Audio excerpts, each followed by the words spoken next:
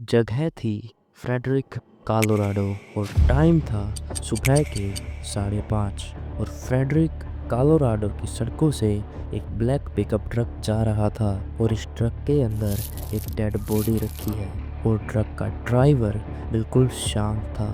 उसके चेहरे पर कोई इमोशन नहीं थे और ड्राइवर का नाम था क्रिस वोट्स और ट्रक में पीछे बैठी थी क्रिस वोट्स की 2 बेटियां और वो डेड बॉडी है क्रिस की प्रेग्नेंट वाइफ शैनन की। और ये कहानी किसी सीरियल किलर की नहीं है, किसी क्रिमिनल मास्टरमाइंड की नहीं है। ये कहानी है एक नॉर्मल इंसान की जिसने अपने पूरे परिवार को बर्बाद कर दिया। I think about like, did I call You, you? Chris? You okay? I could tell. Killed his family. He went on to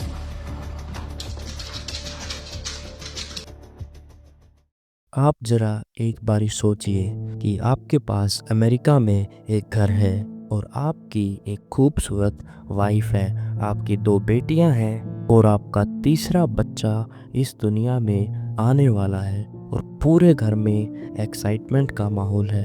आपने अपने बच्चे का नाम भी सोच लिया है और ये सब था क्रिस वोट्स के पास। क्रिस वोट्स 33 साल का था और वो ऑयल फील्ड ऑपरेटर की जॉब करता था और जिसको कई जगह पर फील्ड टेक्नीशियन भी बोलते हैं। क्रिस वोट्स एक अमेरिकी आदमी था जिसका बिहेवियर काफ़ी पोलाइट था। अगर लोगों की माने तो क्रिस वोट्स को लोगों ने हेल्पफुल और पोलाइट ही बताया है। अब क्रिस की शादी हुई थी शैनन से। शैनन 34 साल की थी और वो काम करती थी किसी ऑनलाइन मार्केटिंग एजेंसी के लिए और वो ये काम अपने घर से ही करती थी। वो काफ़ी कॉन्फिडेंट थी और साथ में वो सोशल मीडिया पे काफ़ी एक्टिव भी थी। वो क्रिस से बिल्कुल ऑपोजिट थी। क्रिस और शैनन की 2 बेटियां थी। बड़ी बेटी का नाम बेला था, छोटी बेटी का नाम सेलेस्ट था और छोटी बेटी को सब सिसी बोलते थे। बेला 4 साल की थी और सिसी 3 साल की थी और बाहर से देखने पर ये सारी चीज़ें बिल्कुल परफेक्ट लगती थी। अच्छे फैमिली फ़ोटोज़, फेसबुक पर हंसती हुई तस्वीरें। मगर हम अगर वोट्स फैमिली को थोड़ा ध्यान से देखें तो वो काफ़ी फाइनेंशियल स्ट्रगल कर रहे थे और 2018 के आते आते वो कर्जे में डूबते ही जा रहे थे। हर रोज़ का खर्चा बढ़ता ही जा रहा था और जो पैसे आते थे वो भी बिल्कुल अनस्टेबल थे। एक तरह से क्रिस की इनकम बिल्कुल अनस्टेबल थी और शैनन जो ऑनलाइन घर से ही काम करती थी वो इतना ज़्यादा नहीं कमा पाती थी। जो क्रिस था वही फैमिली का मेन स्टडी अर्नर था। अब इन्हीं सारी चीज़ों से क्रिस बिल्कुल स्ट्रेस में रहने लगा था। वो ज़्यादा बोलता नहीं था और शैनन और क्रिस के डेली झगड़े भी होने लगे थे।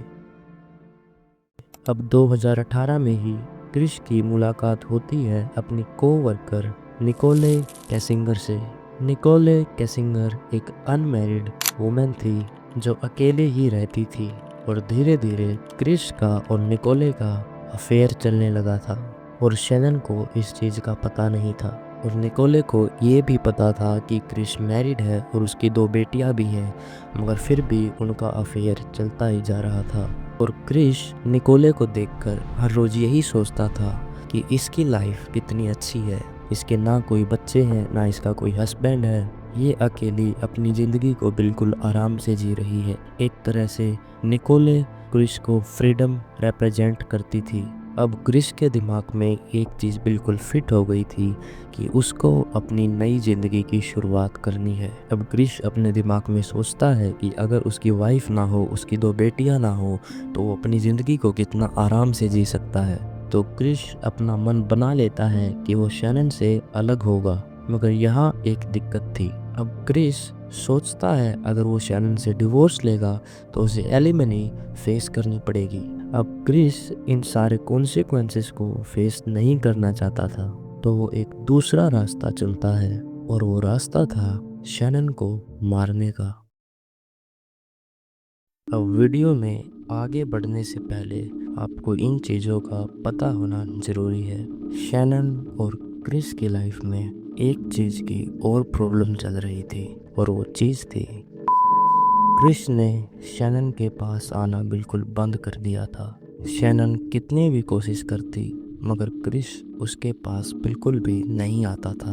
अब शैनन अपनी सारी चीज़ें अपनी दोस्त को बताया करती थी। वो अपनी दोस्त को लिखती है कि क्रिश को मेरे पास आए 5 हफ्ते हो चुके हैं। क्रिश ने पिछले 5 हफ्तों से मुझे टच भी नहीं किया है। मैं उससे बात भी करती हूँ मगर वो मेरी बातों का रिप्लाई बिल्कुल अच्छे से नहीं करता है। वो हर वक्त मुझसे दूर होना चाहता है। तो फिर आगे से जो शैनन की दोस्त होती है वो बोलती है कि नहीं नहीं, ऐसा मत बोलो, क्रिस अच्छा आदमी है, मैं भी क्रिस को जानती हूँ। अब जो शैनन थी वो एक ऐसे स्टेज पर थी जहाँ उसको क्रिस पर शक भी था और नहीं भी था। वो हमेशा यही सोचती थी कि हम दोनों के बीच कोई प्रॉब्लम है जिसको हम दोनों ठीक कर लेंगे। अब एक दिन की बात है, शैनन और क्रिस का ये कोड था कि दोनों बच्चियों के सोने के बाद शैनन बाथरूम में चली जाएगी और पीछे से क्रिस आ जाता था। और फिर आप समझते हैं कि वो दोनों क्या करते थे। मगर अब धीरे धीरे तब शैनन ये चीज़ करती तो क्रिस ने उसके पास आना बंद कर दिया था। वो अपनी दोस्त को बताती है कि कैसे शैनन बाथरूम में गई और क्रिस पीछे आया तो पर वहाँ पहुंचकर क्रिस ने पुशअप करने शुरू कर दिए। अब इस चीज़ ने शैनन को बिल्कुल तोड़ दिया था, पर उसने यहाँ भी हार नहीं मानी। पर उसको यही लगता था कि कोई तो प्रॉब्लम है उनके बीच और वो दोनों आखिर में उसको सॉल्व कर ही लेंगे। ये एक लास्ट इंसिडेंट था जो उन दोनों के बीच में हुआ था। एक रात को बच्चों के सोने के बाद शैनन क्रिस के पास जाती है बिना कपड़ों के। और ये सिंपल सी बात है कि हम सबको पता है कि वो क्या चाहती थी, मगर क्रिस फिर भी कुछ नहीं करता है। वो बस शैनन के पास लेटा रहता है। और इस इंसिडेंट के बाद शैनन बिल्कुल टूट चुकी थी। अब वो अपनी दोस्त को बोलती है कि मुझे बस रोना है। क्रिस ऐसा बिल्कुल भी नहीं था। ये चीज़ पक्का क्रिस को कहीं ना कहीं से मिल रही है, ऐसा शैनन सोचने लगी थी। और आप जानते हैं वो किस चीज़ की बात कर रही थी। और जो क्रिस था वो शैनन के पास इसलिए नहीं आता था कि वो फिजिकली और मेंटली बिल्कुल निकोल में समर्पित हो चुका था। उसे बस हर जगह निकोल ही दिखती थी। जस्ट इमेजिन दिस कि आपके साथ ऐसा हो, आप 8 साल से मैरिड हैं मगर आपका पार्टनर ऐसा बिहेव करे। अगस्त 2018 में शैनन एक वर्क ट्रिप पर एरिज़ोना गई हुई थी। मगर फिर तब अगस्त 13 को रात के करीब 1:50 पर तब शैनन घर आती है तो वो देखती है कि दोनों बच्चियां सो चुकी थी पर क्रिश अभी तक जाग रहा था। अब वो दोनों पहले बैठते हैं, नॉर्मल बात करती हैं और धीरे धीरे उनकी बातें उसी टॉपिक पर शिफ्ट हो जाती हैं। वही टॉपिक, मैरिज का टॉपिक, फ्यूचर का टॉपिक। और फिर धीरे धीरे ये बातें एक लड़ाई में तब्दील हो जाती है और लड़ाई काफ़ी ज़्यादा बढ़ जाती है। तो फिर गुस्से में क्रिस शैनन का गला दबाने लग जाता है। अब जैसे तैसे शैनन क्रिस को हटा देती है मगर क्रिस फिर से उसका गला पकड़ लेता है और इस बारी शैनन क्रिस को हटा नहीं पाई। क्रिस शैनन का गला तब तक दबाता है तब तक कि शैनन मर ना गई। अब क्रिस देखता है कि शैनन मर चुकी है तो उसकी बॉडी को उठाता है और एक वाइट बेड शीट में लपेट देता है और वो इंतज़ार करता है सुबह का। वो बॉडी को उठाता है और अपने ट्रक में लोड करता है। फ्रंट सीट के पीछे नीचे ट्रक के फ्लोर पर वो शैनन की बॉडी को रखता है और उसकी दोनों बेटियां भी पीछे वाली सीट पे ही बैठी थी। इमेजिन करिएगा दोस्तों कि एक डेड बॉडी और पीछे 2 छोटी छोटी बच्चियां, कितना खौफनाक मंजर होगा ये। अब जैसे ही क्रिस ने अपना ट्रक अपने घर से निकाला था तो ये सारी चीज़ें उसके पड़ोसी नेट के कैमरे में रिकॉर्ड हो गई थी। अब क्रिस सीधा जाता है जहाँ पर वो काम करता था, एनाडार्को पेट्रोलियम। और अब तक बेला धीरे धीरे समझ गई थी कि कुछ तो गलत है मगर वो चुप थी, डरी हुई थी। अब पेट्रोलियम पर पहुंचते ही क्रिस गाड़ी से बाहर निकलता है। अब वो एक एक करके अपनी दोनों बेटियों को पहले बाहर निकालता है और फिर वहीं पे पास में एक ओपन फील्ड में या फिर आप कह सकते हैं एक खुले मैदान में क्रिस शैनन को दफना देता है। मगर क्रिस यही नहीं रुकता, वो वापस आता है। सबसे पहले सिसी के मुंह और नाक पर अपना हाथ रखता है और वो अपना हाथ इसलिए रख रहा था कि सीसी सांस ना ले पाए, और वो ऐसे ही अपना हाथ सीसी के मुंह पर रखकर अपनी ही बेटी को अपने ही हाथों से मार देता है। और ये चीज़ देखते हुए बेला क्रिस से पूछती है कि डैडी, क्या ये सारी चीज़ें आप मेरे साथ भी करोगे? और क्रिस उसकी बात नहीं सुनता और वही सेम वो बेला के साथ भी करता है। बेला के मुंह पर हाथ रखता है और उसका सांस तब तक रोकता है तब तक कि बेला मर नहीं जाती। और इसी के साथ क्रिस अपनी दोनों बेटियों को भी मार देता है। अब क्रिस बेला और सीसी की बॉडी को उठाता है और वहीं पर दो अलग अलग ऑयल टैंक्स में डाल देता है। और यहाँ पर क्रिस सोच लेता है कि उसकी ज़िंदगी से सारी परेशानियाँ अब ख़त्म हो चुकी हैं।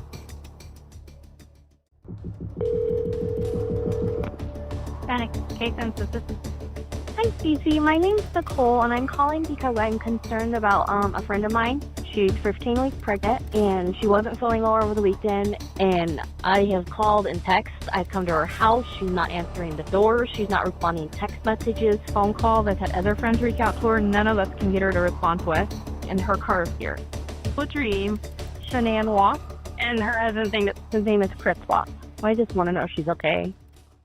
शैनन की एक दोस्त थी निकोल एटकिंसन। वो बार बार शैनन को मैसेज कर रही थी, फ़ोन कर रही थी, मगर शैनन की तरफ से कोई रिप्लाई नहीं आ रहा था, क्योंकि 13 अगस्त को शैनन की डॉक्टर के साथ एक अपॉइंटमेंट थी।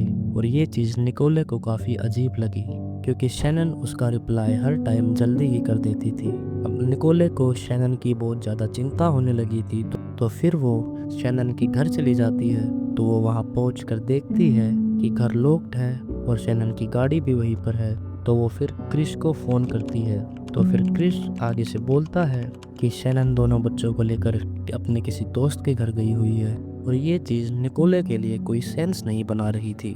तो वो फिर पुलिस को कॉल करती है। पुलिस बिल्कुल जल्दी ही वहाँ पर पहुँच जाती है। और अब पुलिस क्रिस को कॉल करती है और क्रिस को वहाँ बुलाया जाता है। और क्रिस घर पर आता है और क्रिस बिल्कुल नॉर्मल बिहेव करता है। और क्रिस ऐसे बिहेव करता है कि जैसे क्रिस बहुत ज़्यादा चिंता में है कि उसकी फैमिली कहीं चली गई है। फिर क्रिस घर का दरवाज़ा खोलता है और पुलिस और निकोले अंदर जाते हैं। तो वो अंदर देखते हैं कि शैनन का फ़ोन भी वहीं पर है, शैनन का पर्स भी, उसके जूते और उसकी दवाइयाँ भी घर पर ही थी। और ये चीज़ कोई सेंस नहीं बना रही थी पुलिस और निकोले के लिए। उस टाइम पर पुलिस बस क्रिस के पड़ोसी नेट के कैमरे को चेक करती है और नेट के कैमरे में इतना कुछ खास कैप्चर नहीं हुआ था। उसमें बस यही दिखता है कि क्रिस कुछ सामान लोड कर रहा है, पर उस कैमरे में कहीं पर शैनन और बेला और सीसी कोई भी नहीं दिख रही थी। तो उस दिन तो पुलिस कोई खास एक्शन नहीं लेती है, पर 14 अगस्त को यानी अगले दिन एक मिसिंग रिपोर्ट फाइल होती है। 14 अगस्त को शैनन और दोनों बच्चियों के मिसिंग पोस्टर्स लगाए जाते हैं। और फिर उसी दिन क्रिस मीडिया को बुलाता है और क्रिस अपना एक इंटरव्यू देता है। I want everybody to just come home. Like wherever they're at, come home. That's what I want. Bella, Celeste, if you're out there, just come back. Like if somebody has her, just please bring her back. और आपने सुन ही लिया होगा कि Chris क्या कह रहा है इस इंटरव्यू में, मगर पुलिस का शक सीधा क्रिस पर ही था, क्योंकि कैमरे में दिख रहा था कि क्रिस ही बस घर से बाहर गया है। अब उसी दिन पुलिस दोबारा क्रिस के पास आती है। वो क्रिस का फ़ोन चेक करते हैं और उन्हें पता लगता है निकोल कैसिंगर का। पुलिस को पता लग चुका था कि क्रिस का अफेयर निकोल कैसिंगर के साथ चल रहा था। फिर वो निकोल कैसिंगर को भी बुलाते हैं। I mean, I guess. There was never anything I said to him though. Okay, that's what I want to know. Did you ever say anything to him about Never. anything about his kids being a problem? Anything about his wife being a problem? Never. This shocked me just as much as I think it shocked the rest of the world. All of it. Like he lied so much. Now I go back and think about all this shit and I'm like, it's lies. I really thought she left. I was like, let her fucking go. You know, she'll come back in the day. She'll get right. Let her cool down. She'll be here. It'll be okay. You know, like, have me convinced. Like, I think she's just upset. And then.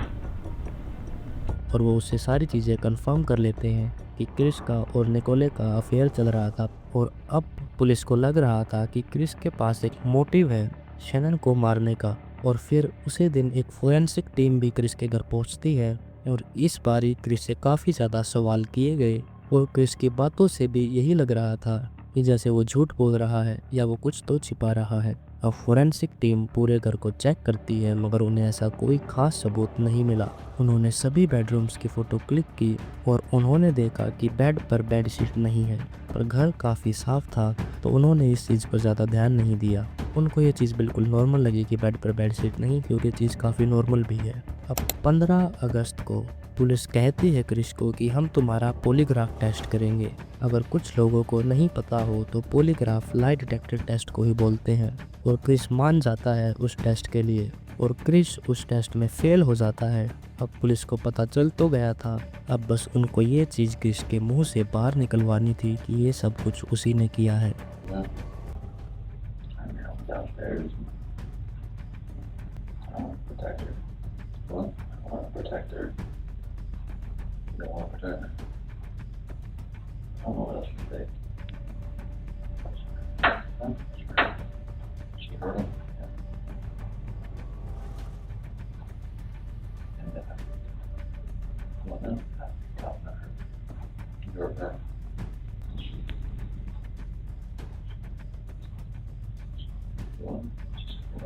अपने पहले confession में Chris कहता है कि पहले Shannon ने दोनों बच्चों को मार दिया था और फिर इस चीज़ को मैं बर्दाश्त नहीं कर पाया तो मैंने फिर शैनन को मार दिया। पर यह चीज़ भी पुलिस के लिए कोई सेंस नहीं बना रही थी। पर अपने दूसरे कन्फेशन में क्रिस आखिरकार मान लेता है कि ये सब कुछ उसी ने किया है। Like, none of this makes sense. Why would she hurt my fucking girls? I'm sorry.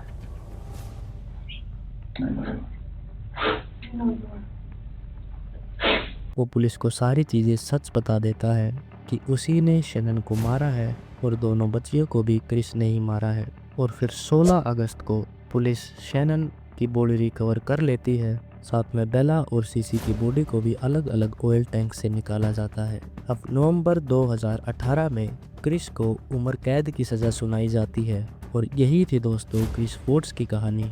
ऐसे ही और क्रीपी केसेस के लिए अपने चैनल ट्रू डिटेक्टिव को सब्सक्राइब करें और अब मैं मिलता हूँ आपसे अपनी अगली वीडियो में।